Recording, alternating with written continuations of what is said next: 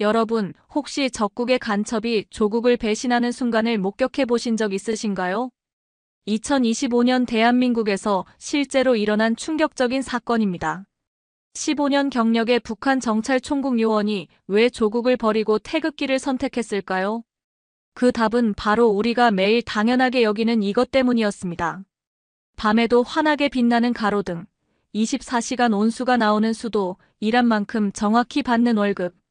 북한 최정예 간첩도 항복시킨 대한민국의 진짜 힘을 지금 바로 확인해 보세요. 저는 평양 정찰총국에서 15년 동안 대남 공작을 담당해온 장민혁입니다. 2025년 2월 그날 밤 제 인생을 바꾼 보고서 한 장을 받았습니다. 새벽 2시 지하 상황실. 희미한 형광등 불빛 아래 김일성, 김정일 초상화가 내려다보고 있었어요. 그런데 정찰총국 작전과장이 건넨 극비 문서를 보는 순간 온몸이 얼어붙었습니다. 수령 동지께서 중병으로 쓰러지셨다. 말도 안 되는 소리였어요. 불과 몇 시간 전 조선중앙TV에서는 김정은 동지가 활기차게 군 부대를 시찰하는 모습이 나왔거든요. 저도 분명히 봤습니다. 환하게 웃으시며 군인들에게 지시를 내리시는 그 모습을요. 하지만 과장은 낮은 목소리로 덧붙였습니다. TV에 나온 그분은 카케무사다. 카케무사. 일본어로 그림자를 뜻하는 말이었습니다. 즉, 대역배우라는 뜻이었죠. 저는 머릿속이 하얘졌습니다. 15년 동안 목숨 걸고 충성해온 대상이 사라졌다는 것인가요? 아니, 아예 존재하지 않는다는 건가요? 장민혁 동지, 자네는 예정대로 남조선 침투 임무를 수행하라. 과장의 목소리가 들렸지만 귀에 제대로 들어오지 않았어요. 제 손이 미세하게 떨리고 있었습니다. 15년 동안 단 한 번도 흔들린 적 없던 믿음이 균열을 보이기 시작했거든요. 혹시 진짜로 수령님이 조용히 하라. 혁명의 수뇌부는 영원하시다. 과장이 다급하게 제지했지만 이미 제 마음속에는 의구심이 뿌리를 내리고 있었습니다. TV 화면 속 김정은의 얼굴을 다시 떠올려 봤어요. 분명 어딘가 어색한 구석이 있었거든요. 턱선이 조금 다르고 웃는 모습도 평소와 미묘하게 달랐습니다. 장민혁 동지, 이번 임무는 특히 중요하다. 남조선의 실상을 정확히 파악해 보고하라. 저는 고개를 끄덕였지만 마음 한켠에서는 전혀 다른 생각이 들고 있었어요. 내가 충성해야 할 대상이 정말 존재하는 걸까? 그날 밤 숙소로 돌아와서도 잠이 오지 않았습니다. 창밖은 칠흑 같은 어둠이었어요. 평양 시내라고 해도 밤이면 모든 불빛이 꺼지거든요. 오직 김일성 광장 주변 몇 개 건물만 희미하게 불이 켜져 있을 뿐이었습니다. 그런데 이상했어요. 그 어둠 속에서도 제 마음은 묘하게 설레고 있었거든요. 남조선이라는 적지로 향한다는 긴장감이 아니라 뭔가 다른 종류의 떨림이었습니다. 마치 진실을 마주할 수 있을지도 모른다는 기대감 같은 것이었어요. 비행기표를 주머니에서 꺼내 다시 한번 확인했습니다. 인천행. 24시간 후면 저는 적의 심장부에 서 있게 될 것입니다. 그런데 왜 저는 무서움보다는 호기심이 더 큰 걸까요? 손가락으로 비행기표를 만지작거리며 저는 조용히 중얼거렸습니다. 남조선에서 진짜 답을 찾을 수 있을까? 그 순간 문득 아버지가 굶어 죽어가시며 하셨던 마지막 말씀이 떠올랐습니다. 미녀가 언젠가는 진실이 밝혀질 거다. 그때는 무슨 뜻인지 몰랐어요. 하지만 지금은 알 것 같았습니다. 아버지도 이 체제에 대한 의문을 품고 계셨던 거예요. 새벽 4시가 되어서야 간신히 잠이 들었습니다. 꿈속에서는 계속 김정은의 얼굴이 나타났어요. 하지만 그 얼굴이 점점 흐려지더니 결국에는 완전히 사라져버렸습니다. 2025년 2월 5일 새벽 3시. 인천국제공항 제1터미널에 발을 디뎠습니다. 15년 동안 상상으로만 그려왔던 적의 땅이었어요. 그런데 첫 느낌이 너무 이상했습니다. 밤인데도 불구하고 공항이 환하게 밝았거든요. 북한에서는 밤 11시면 모든 불빛이 꺼집니다. 전력을 아껴야 하니까요. 그런데 여기는 새벽 3시인데도 천장에 조명이 환하게 켜져 있었어요. 심지어 청소하시는 분들까지 여유롭게 일하고 계셨습니다. 전력 낭비가 심각하네. 이런 걸 보고서에 써야겠어. 그렇게 생각하며 입국 심사대로 향했는데 직원분이 저에게 웃으며 말씀하시더라고요. 안녕하세요. 대한민국에 오신 걸 환영합니다. 환영이라는 단어가 귀에 이상하게 들렸어요. 적국에서 간첩에게 환영이라니. 물론 제가 위장 탈북자 신분이긴 했지만 그래도 북한에서는 상상할 수 없는 일이었거든요. 공항 밖으로 나오니 택시가 줄지어 서 있었습니다. 그중 한 대에 올라탔는데 기사님이 친근하게 말을 걸어오셨어요. 어디서 오셨어요? 새벽에 고생이 많으시네요. 북한에서. 아니, 북쪽에서 왔습니다. 기사님 표정이 조금 놀라더니 더욱 따뜻해졌어요. 아, 그러시구나. 많이 힘드셨죠? 천천히 적응하시면 돼요.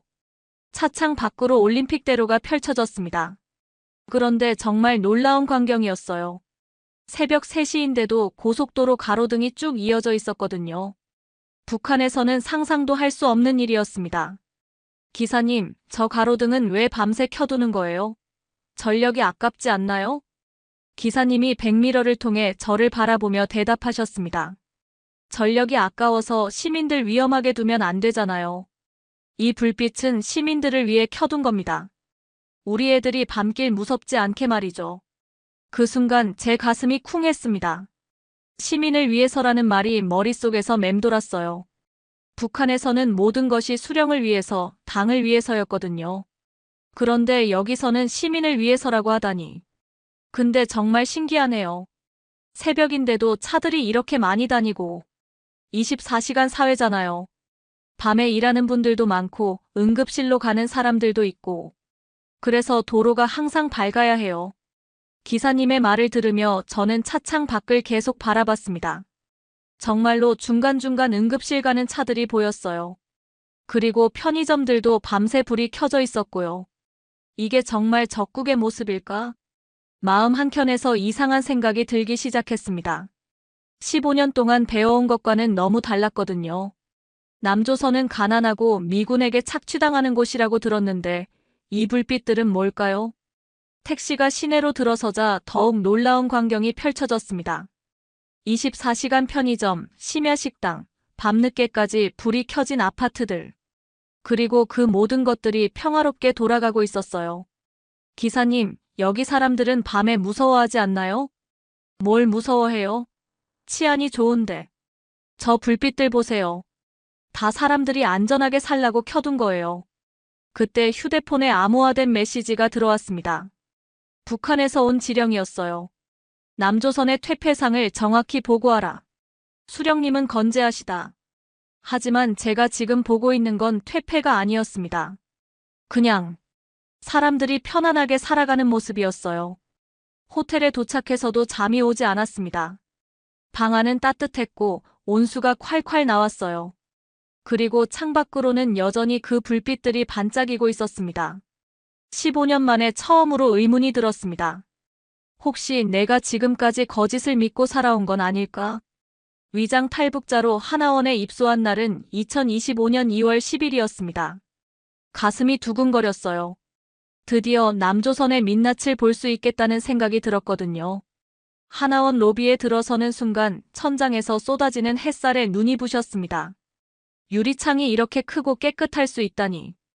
북한에서는 유리창도 작고 늘 뿌옇게 흐려져 있었는데 말이에요. 안녕하세요. 장민영님 맞으시죠? 저는 담당 상담사 이수진입니다. 상담사 이수진 씨가 따뜻하게 웃으며 저를 맞아주었어요. 그런데 이상했습니다. 제가 간첩이라는 걸 모르니까 그런 건지 아니면 진짜로 모든 탈북민에게 저렇게 대하는 건지. 민영님, 여기 계시는 동안 불편한 일 있으면 언제든 말씀해 주세요. 24시간 온수 나오고 세탁기도 자유롭게 쓰실 수 있어요. 24시간 온수라고요? 북한에서는 하루에 한 번, 그것도 미지근한 물이 잠깐 나오는 게 전부였는데. 게다가 세탁기를 자유롭게 쓴다니. 첫날 저녁 샤워를 했는데 정말 깜짝 놀랐습니다. 뜨거운 물이 펑펑 나오는 거예요. 10분, 20분을 틀어놔도 계속 뜨거운 물이 나왔어요. 이게 정말 적국의 모습인가? 룸메이트는 3년 전에 탈북한 유성재라는 분이었습니다. 처음에는 경계했어요.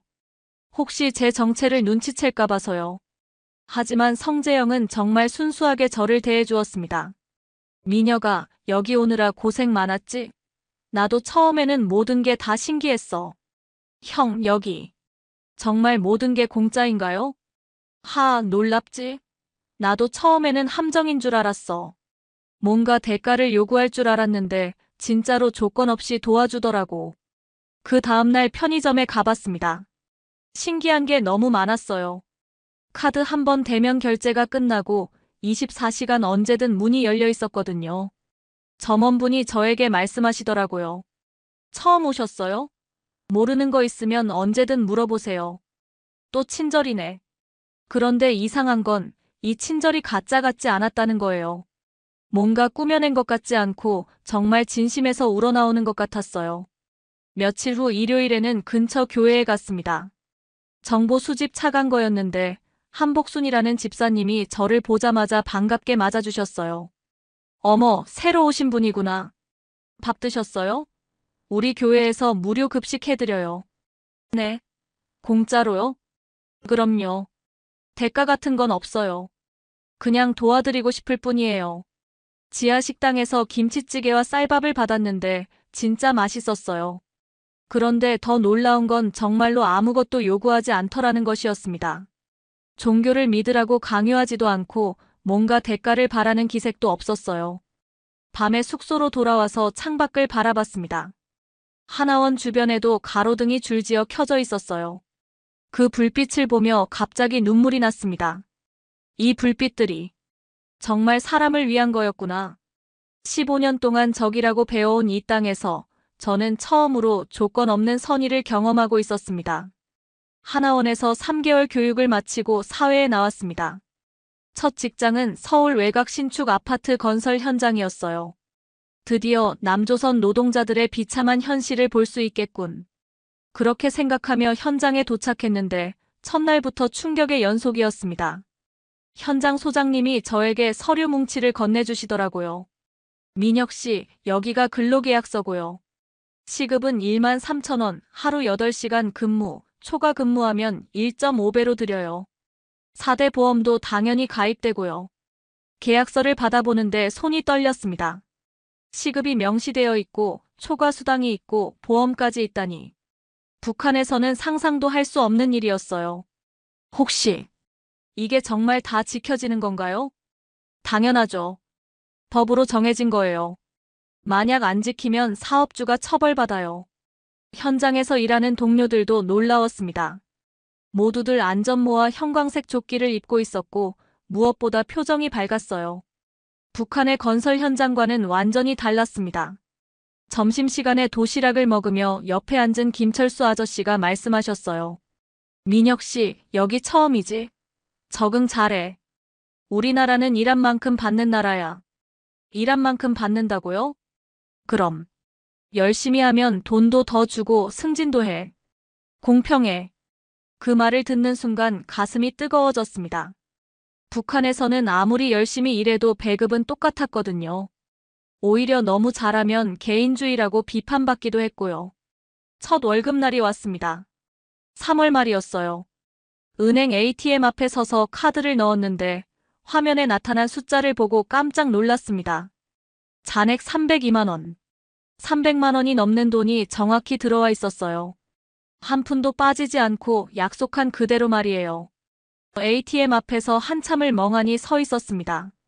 북한에서는 월급이라는 개념 자체가 없었거든요. 배급을 주는 것도 제때 안 줄 때가 많았고요. 이게 정말 적국의 모습인가? 그날 밤 고시원 방에서 휴대폰으로 북한의 보고서를 써야 했습니다. 하지만 손이 떨려서 글자가 제대로 써지지 않았어요. 남조선 노동자들은 착취당하고 있다라고 써야 하는데 제가 경험한 현실은 정반대였거든요. 결국 그날은 보고서를 보내지 못했습니다. 거짓말을 쓸 수가 없었어요. 그렇다고 진실을 쓸 수도 없었고요. 아버지가 굶어 죽어가시며 했던 말씀이 다시 떠올랐습니다. 미녀가, 똑똑한 내가 언젠가는 진짜 세상을 볼 거야. 그제서야 아버지의 뜻을 알 것 같았습니다. 아버지도 이미 알고 계셨던 거예요. 우리가 살고 있는 세상이 진짜가 아니라는 걸 말이에요.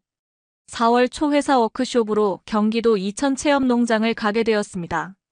농촌이라 드디어 남조선의 후진성을 볼 수 있겠군.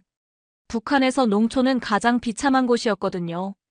농민들은 인분을 지키려고 자물쇠까지 채우고 농기구라고는 낡은 호미와 삽이 전부였으니까요. 토요일 오전 11시 농장에 도착했는데 첫 인상부터 충격이었습니다. 비닐하우스들이 가지런히 늘어서 있는데 하나하나가 너무 깨끗하고 체계적이었어요. 농장 주인 박상철 씨가 저희를 맞이해 주셨습니다. 어서 오세요. 오늘 우리 농장 구경 제대로 시켜드릴게요. 비닐하우스 안으로 들어가는 순간 입이 떡 벌어졌습니다. 벽면에 디지털 온도계가 있고 자동 스프링클러가 정교하게 설치되어 있었어요. 그리고 무엇보다 신기한 건 스마트폰으로 모든 걸 조절할 수 있다는 것이었습니다. 이건 자동 온도 조절 시스템이에요. 온도가 너무 올라가면 자동으로 환풍기가 돌아가고 습도가 떨어지면 물이 나와요. 박상철 씨가 스마트폰을 조작하자 정말로 천장에 환풍기가 돌아가기 시작했어요. 이게 농사인가? 북한에서 본 농촌과는 완전히 다른 세상이었습니다. 여기서는 농사가 과학이었어요. 아저씨, 이런 장비들은 어떻게 구하신 거예요? 정부에서 지원해줬어요. 스마트팜 사업이라고 해서 농민들한테 최신 기술을 보급해주는 거죠. 정부에서 농민을 지원한다고요? 북한에서는 농민이 국가에 바쳐야 하는 존재였는데 여기서는 국가가 농민을 도와주다니. 점심시간에는 더욱 놀라운 일이 있었습니다. 농장 정수기에서 따른 물을 마셨는데 너무 깨끗하고 차가웠어요. 이 물도 정부에서 관리해주는 거예요. 수질 검사도 정기적으로 하고. 박상철 씨의 설명을 들으며 저는 북한 농촌을 떠올렸습니다. 우물물도 제대로 없어서 강물을 끓여 마시던 기억이요. 그리고 농기구라고는 소련제 낡은 트랙터 몇 대가 전부였던. 저기 트랙터도 신식이네요. 올해 새로 나온 거예요. GPS도 달려있고 자동으로 밭을 갈아줘요. 연료비도 정부에서 일부 지원해주고. 오후에는 고구마 밭을 구경했습니다. 밭에 깔린 검은 비닐도 신기했고 줄 맞춰 심어진 고구마 싹들도 정말 체계적이었어요. 이 비닐은 뭐 하는 거예요? 멀칭 비닐이라고 해서 잡초도 막고 수분도 보존해줘요. 과학적으로 농사 지으려면 필수죠. 과학적으로 농사를 짓는다는 말이 계속 머릿속을 맴돌았습니다. 북한에서는 정신력으로 농사를 짓는다고 배웠는데 여기서는 과학으로 짓는다니. 저녁 9시 서울로 돌아가는 버스 안에서 창밖을 바라봤습니다. 시골길인데도 가로등이 쭉 이어져 있었어요. 농로 구석구석까지도 말이에요. 여긴 시골까지도 빛나네. 그 순간 갑자기 아버지 생각이 났습니다. 아버지는 평생 농사를 지으셨는데 결국 굶어서 돌아가셨거든요. 농민인데 굶어 죽다니. 말이 되지 않잖아요. 그런데 여기 농민들은 스마트폰으로 농기계를 조작하고 정부의 지원을 받으며 과학적으로 농사를 짓고 있었습니다. 아버지도 이런 곳에서 농사 지으셨다면 눈물이 날 것 같았습니다. 같은 민족인데 왜 이렇게 다른 삶을 살아야 했을까요? 버스가 서울 시내로 들어서자 또다시 그 불빛들이 보였습니다. 하지만 이번에는 달랐어요. 그 불빛들이 단순한 전력 낭비가 아니라 정말로 사람들을 위한 배려라는 걸 알 수 있었거든요. 휴대폰에 또 북한에서 메시지가 왔습니다. 농촌 실태 보고서 즉시 전송하라. 하지만 저는 답장을 보낼 수 없었습니다. 뭘 써야 할지 모르겠더라고요. 거짓말은 쓸 수 없었고 진실은 쓰면 안 되는 것이었으니까요. 2025년 4월 15일 태양절이었습니다. 김일성의 생일이자 북한 최대 명절이죠. 그날 저는 고시원 방에서 북한 방송을 보고 있었어요. 화면에 김정은이 나타났습니다. 금수산 태양궁전에서 참배를 마치고 나오는 모습이었죠. 그런데 뭔가 이상했어요. 눈썹이, 턱선이 예전과 다르네. 자세히 보니 정말 미묘하게 달랐습니다. 걸음걸이도 조금 어색했고 웃는 모습도 부자연스러웠어요. 15년 동안 김정은의 모든 영상을 분석해온 제가 보기에는 분명히 다른 사람이었습니다. 그때 휴대폰에 암호화된 지령이 들어왔어요. 수령 동지는 건재하시다. 의심하지 말고 임무에 집중하라. 하지만 동시에 남한 뉴스에서는 다른 이야기가 나오고 있었습니다. 김정은 건강 이상설이 계속 제기되고 있는 가운데 최근 공개된 영상 속 인물이 대역 배우일 가능성이 높다는 분석이 나왔습니다. 뉴스 화면에서는 얼굴 인식 전문가가 나와서 설명하고 있었어요. 턱선과 귓불 모양, 그리고 걸음걸이 패턴을 분석한 결과 기존 김정은과 일치하지 않습니다. 제 심장이 쿵쾅거렸습니다. 북한 내부 정보와 남한 언론 분석이 일치하고 있었거든요. 정말로 김정은이 죽었단 말인가? 그날 밤 잠이 오지 않았습니다. 15년 동안 목숨 걸고 충성해온 대상이 실제로는 존재하지 않을지도 모른다는 생각에 온몸이 떨렸어요. 새벽 2시쯤 또 메시지가 왔습니다. 가족들이 잘 지내려면 임무를 완수하라. 흔들리지 말라. 협박이었습니다. 가족을 볼모로 잡고 저를 압박하는 거였어요. 그 순간 분노가 치밀어 올랐습니다. 죽었을지도 모르는 지도자를 위해 가족까지 희생시키라고. 창밖으로 서울 시내의 불빛들이 보였습니다. 새벽인데도 여전히 환하게 빛나고 있었어요. 그 불빛들을 보며 갑자기 깨달았습니다. 저 불빛들은 진짜였어요. 정말로 시민들을 위해 켜져 있는 거였습니다. 하지만 제가 15년 동안 섬겨온 김정은은 허상이었을지도 모르는 거였어요. 두 눈에서 눈물이 흘러내렸습니다. 분노와 절망, 그리고 뭔가 모를 해방감이 뒤섞인 복잡한 감정이었어요. 휴대폰을 꺼두고 창가에 앉았습니다. 서울의 밤하늘을 올려다보니 별이 보였어요. 북한에서는 불빛이 없어서 별이 잘 보였는데 여기서는 불빛이 많아서 별이 잘 안 보인다고 생각했거든요. 그런데 신기하게도 별이 보이더라고요. 아, 여기도 별이 있구나. 그때 문득 깨달았습니다. 별은 어디에나 있어요. 다만 그 별을 볼 수 있는 여유와 평화가 있느냐 없느냐의 차이일 뿐이었습니다. 5월 초 어느 날 저는 결심했습니다. 더 이상 거짓 속에서 살 수 없었거든요. 서울 내곡동 국정원 본부로 전화를 걸었습니다. 떨리는 목소리로 말했어요. 저는 북한에서 온 간첩입니다. 자백하고 싶습니다. 30분 후 국정원 조사실에 앉아 있었습니다. 깨끗한 의자, 시원하게 나오는 에어컨, 테이블 위에 놓인 생수병.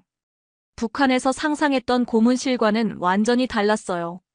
조사관 서도연 씨가 들어왔습니다. 40대 후반쯤 되어 보이는 인상이 온화한 분이었어요. 안녕하세요, 장민혁 씨. 편하게 앉으세요. 편하게요? 저는 간첩인데. 알고 있습니다. 하지만 강요하지는 않겠어요. 말하고 싶은 것만 말하세요. 서도연 씨의 말투가 너무 차분해서 오히려 당황스러웠습니다. 북한에서는 자백하라고 고문하고 협박하는데 여기서는 편하게 하라니. 저는 15년 동안 대남 공작을 했습니다. 정찰총국 소속이었고요. 힘드셨겠네요. 가족분들 걱정도 많으시고. 서도연 씨가 진심으로 걱정하는 표정을 지었어요. 적국의 조사관이 간첩을 걱정한다니 이런 일이 있을 수 있나요? 제가 알고 있는 암호체계, 침투 경로 모든 걸 말씀드리겠습니다. 그렇게 시작된 조사는 6시간 동안 계속됐습니다. 하지만 단 한 번도 위협이나 협박은 없었어요. 오히려 중간중간 쉬라고 하시고 물도 가져다 주시고. 민혁 씨, 이 선택이 쉽지 않으셨을 텐데 용기 내주셔서 고맙습니다. 용기라고 표현해 주시다니. 저는 배신자인데 말이에요. 제 가족들이 북한에 있습니다. 만약 제가 자백한 걸 알게 되면. 알고 있습니다. 우리가 도울 수 있는 방법을 찾아보겠어요. 서도연 씨의 말에 가슴이 뜨거워졌습니다. 북한에서는 가족을 볼모로 협박하는데 여기서는 가족을 구해주겠다고 하다니. 조사가 끝나갈 무렵 서도연 씨가 조용히 말씀하셨어요. 민혁 씨, 이제는 선택하셔야 해요. 거짓 속에서 계속 살 것인지, 진실 속에서 새로 시작할 것인지. 저는 고개를 들어 서도연 씨를 바라봤습니다. 그분 눈에는 진심이 담겨 있었어요. 저는 진실을 선택하겠습니다. 그 순간 마치 어깨에서 무거운 짐이 내려앉는 느낌이었습니다. 15년 동안 짊어지고 살았던 거짓말의 무게가 사라지는 것 같았어요. 그럼 이제부터는 우리가 함께 가족을 구해보겠습니다. 서도연 씨의 약속에 저는 처음으로 희망이라는 걸 느꼈습니다. 북한에서는 개인의 희망 따위는 허용되지 않았거든요. 오직 당과 수령을 위한 헌신만 있을 뿐이었으니까요. 조사실을 나오며 뒤돌아봤습니다. 제가 15년 동안 적이라고 여겨온 이 나라에서 저는 처음으로 인간적인 대우를 받았습니다. 그리고 처음으로 진짜 선택을 했어요. 5월 말 저는 서울 여의도 한강공원 벤치에 앉아 있었습니다. 가족 구출 작전은 아직 진행 중이었지만 적어도 저는 이 땅에서 새로운 삶을 시작할 수 있게 되었어요. 탈북민 지원 단체에서 일하며 저 같은 사람들을 돕고 있었습니다. 오늘도 새로운 탈북민 가족과 상담을 마치고 나서 이곳에 왔어요. 강물 위로 도시의 불빛들이 반짝이고 있었습니다. 서울의 밤은 정말 아름다웠어요. 그 불빛 하나하나가 모두 사람들의 삶이라는 생각이 들었거든요. 집으로 돌아가는 길에 편의점에 들렀습니다.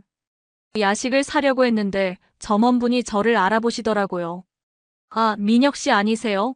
어떻게 지내세요? 네, 잘 지내고 있어요. 다행이네요. 적응 많이 하셨나 봐요. 3개월 전만 해도 이런 대화가 신기했었는데 이제는 자연스러워졌습니다. 사람들이 진심으로 관심을 가져주는 게 당연한 일이 되었어요. 집 근처 원룸에 도착해서 거실 창문을 열었습니다. 밤 10시가 넘었는데도 도시 전체가 환하게 빛나고 있었어요. 그때 옆방에서 어린아이 목소리가 들렸습니다. 아빠, 왜 밤에도 불이 꺼지지 않아? 아이 아버지의 대답이 들렸어요. 저 불빛들은 너 같은 아이들이 무섭지 않게 걸어갈 수 있도록 켜둔 거야. 제 가슴이 뭉클해졌습니다. 그 아버지의 대답이 너무 따뜻했거든요. 문득 제가 북한에 두고 온 조카 생각이 났습니다. 8살 된 영희가 어둠 속을 무서워하며 걸어다니던 모습이 떠올랐어요. 북한에서는 밤에 나가면 정말 무서웠거든요. 가로등도 없고 사람도 없고. 하지만 여기서는 달랐습니다. 밤에도 아이들이 안전하게 다닐 수 있도록 불빛을 켜두는 나라였어요. 휴대폰을 들여다봤습니다. 북한에서 온 마지막 메시지가 화면에 떠 있었어요. 배신자의 최후는 처참하다. 마지막 기회다. 저는 그 메시지를 삭제했습니다. 그리고 새로운 메시지를 썼어요. 서도연 씨에게 보내는 거였습니다. 가족 구출 작전 어떻게 진행되고 있나요? 제가 도울 수 있는 일이 있다면 무엇이든 하겠습니다. 답장이 금방 왔습니다. 곧 좋은 소식이 있을 거예요. 조금만 더 기다려주세요. 창밖을 다시 바라봤습니다. 저 멀리 한강이 흐르고 있었고 그 위로 다리들이 불빛으로 장식되어 있었어요. 그때 깨달았습니다. 제가 김정은의 허상에 속아 살았다는 걸. 하지만 이제는 자유의 진실을 택했다는 걸. 여기는 사람을 위해 불이 켜져 있는 나라였습니다. 권력자를 위해서가 아니라 평범한 시민들을 위해서 말이에요. 저도 이제 누군가에게 빛을 켜주는 사람이 되고 싶었습니다.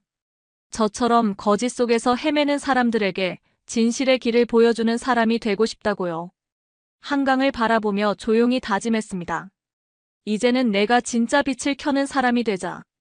그렇게 저의 긴 여행이 끝났습니다. 김정은의 그림자에서 벗어나 자유의 빛을 찾는 여행이요. 여러분은 어떻게 생각하시나요? 만약 북한 간첩이 한국의 진실을 보고 감동받았다면 자유 최고, 그래도 조국을 배신하면 안 된다고 생각하신다면 충성제의를 댓글로 달아주세요. 그리고 지금 이 이야기를 어디서 들고 계신지도 댓글로 남겨주시면 감사하겠습니다. 오늘 이야기가 도움이 되셨다면 구독과 좋아요 버튼 눌러주세요. 여러분의 관심이 더 많은 진실 이야기를 전할 수 있는 힘이 됩니다. 감사합니다.